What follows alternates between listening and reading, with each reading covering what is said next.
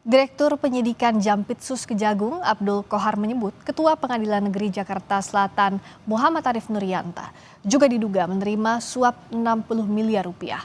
Arif Nuryanta saat itu menjabat sebagai Wakil Ketua PN Jakarta Pusat tempat perkara ditangani yang menentukan 3 hakim yang menangani perkara. Wahyu Gunawan, uang sejumlah 60 miliar rupiah dipindah diteruskan ya, karena uang yang diserahkan adalah uang dolar Amerika Serikat, diserahkan kepada Muhammad Arif Nuryanta, dan pada saat itu Wahyu Gunawan diberi oleh Muhammad Arif Nuryanta sebesar 50.000 US dollar sebagai jasa penghubung dari Muhammad Arif Nuryanta. Jadi Wahyu Gunawan pun dapat bagian setelah adanya penyerahan uang tersebut. Setelah uang tersebut diterima oleh Muhammad Arif Nuryanta, kemudian yang bersangkutan, ya, di mana saat itu yang bersangkutan menjabat sebagai Wakil Ketua Pengadilan Negeri Jakarta Pusat, kemudian menunjuk majelis hakim yang terdiri dari DJU sebagai ketua majelis, kemudian AL yang bersangkutan adalah hakim ad-hoc, dan ASB sebagai anggota majelis.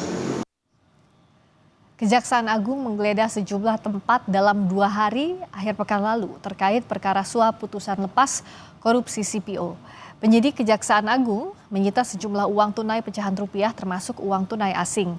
Tidak hanya itu, penyidik Kejaksaan Agung juga menyita 7 mobil.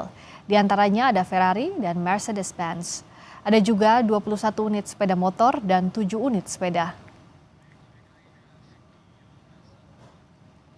Ini adalah ketiga hakim yang menangani kasus perkara ekspor minyak sawit mentah atau CPO di Pengadilan Negeri Jakarta Pusat. Mereka diduga menerima suap dari pengacara para terdakwa. Menurut Kejaksaan Agung, ketiga hakim ini ditunjuk oleh Wakil Ketua Pengadilan Negeri Jakarta Pusat saat itu Muhammad Arif Nuryanta.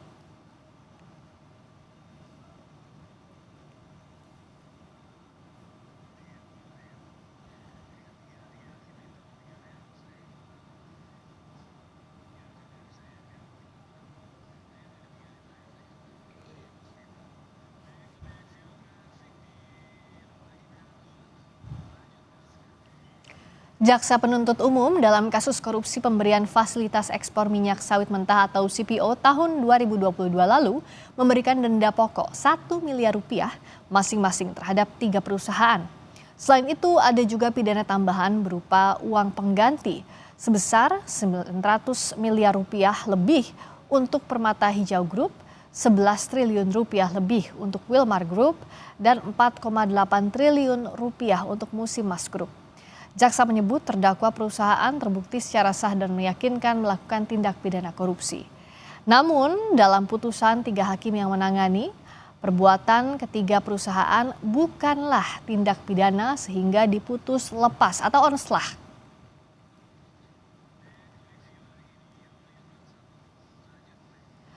Mahkamah Agung menanggapi penetapan tersangka 3 hakim dalam kasus dugaan suap terkait vonis lepas terdakwa korupsi ekspor bahan baku minyak goreng. MA memberhentikan sementara ketiga tersangka dan akan memberhentikan mereka secara tetap jika ada putusan yang inkrah atau berkekuatan hukum tetap.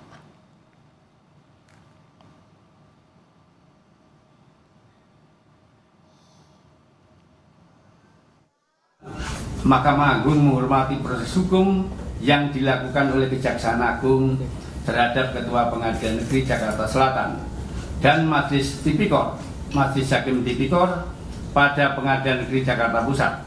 Hakim dan panitera yang telah ditetapkan sebagai tersangka dan dilakukan penahanan akan diberhentikan sementara jika telah ada putusan yang berkekuatan hukum tetap akan diberhentikan tetap.